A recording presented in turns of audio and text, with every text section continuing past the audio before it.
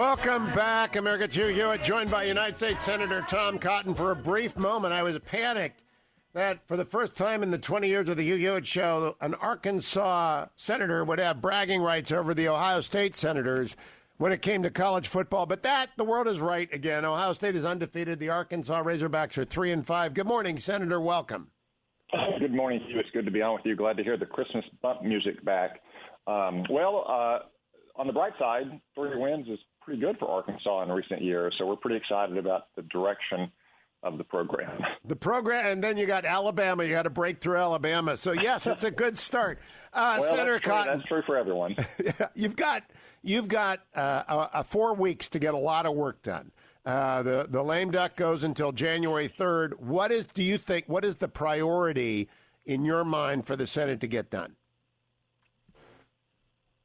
We have a lifetime appointments left that we're going to fill.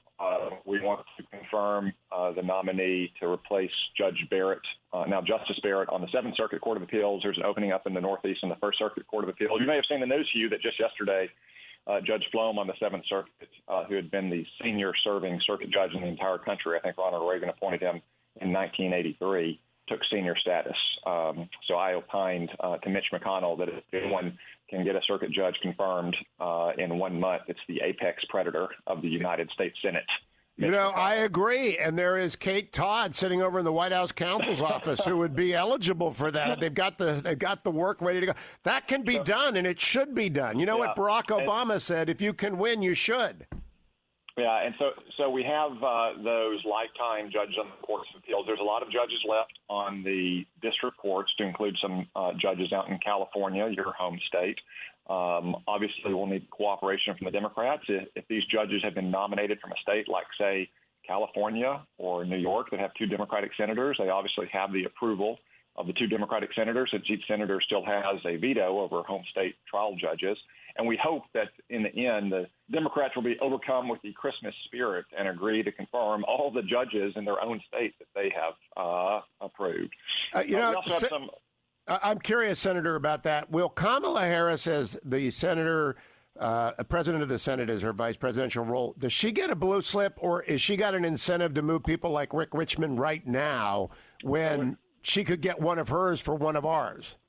Every senator gets a blue slip. So, in a year or two, if Joe Biden's the president and we have an opening in Arkansas, John Bozeman and I will have a veto. We can't dictate who that choice may be, but we can block any of those choices. That's longstanding Senate custom. That blue slip is literally, a blue slip that a senator returns at the outset of the process. So for Rick to have moved on, or any judge to have moved on through the Judiciary Committee, get through the committee, be pending on the floor, that means the blue slip step has already been overcome. But it still takes, again, cooperation from the Democrats. We're not going to prioritize judges from states like New York. If Democrats are objecting, we can confirm judges from states with 2 Republican senators or 1 Republican senator and a Democratic senator. There are also, however, some other important appointments as well. You take Liam Hardy on the Armed Forces Court of Appeals. That's a 15-year appointment. Yep. We've got appointments to independent boards and commissions, like one of my longtime aides, Cal Houtman, going to the Credit Union Administration. Yes. Or Brian Brooks going to the Office of the Comptroller of the Currency, or John Barger going to the Federal Thrift Savings Board. All these are tenured appointments that would last past January 20th and play important roles in pushing back against regulatory overreach by the Biden administration, or helping to counteract China. In some of these roles, we have very important efforts to do that. And then finally, of course, there's legislation. We want to pass the defense bill for the 60th straight year. We'd like to pass a full-year spending bill so we can prioritize the important programs that we all care about, like long-term weapons programs in the Department of Defense. And I'd personally like to see another coronavirus relief package, one that is certainly smaller than the CARES Act was in March, but tailored and targeted towards those who need it most, whether they're in the airline industry, the restaurant industry, money to help schools stay open, as the case is in Arkansas, reopen in other states.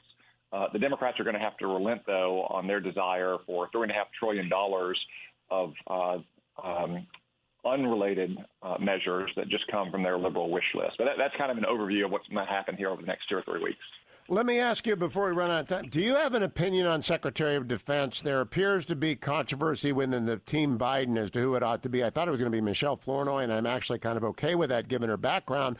What do you think as someone who served in the uniform and who is on armed services? Hugh, I'll let Joe Biden choose who he wants to be as next Secretary of Defense, and I'll evaluate that person on the merit. I will say that I read a very troubling insider account, though, of why a Secretary of Defense nominee was not rolled out last week with the rest of his national security team. They said it was designed to send the message that we're going to deprioritize military power as an instrument of American power. Nothing could be more foolish. The very notion of peace through strength depends on having a strong military, and everyone, allies and enemies alike, knowing that our military is second to none and will be deployed to protect our national interests, which makes it less likely you ever have to deploy the military in the first place. Yeah, diplomatic power does not work without military power. I find that troubling, too. I haven't read that. I'm glad you told us about it. Senator Cotton, keep coming back, and good luck in getting a lot done in the last 4 weeks of the 116th. And talk to us in the 117th. Hey, America, thank you, Ben. Thank you, Harley. Thank you, Adam. And thank you, Generalissimo. We'll be back tomorrow on the next Hugh Hewitt Show.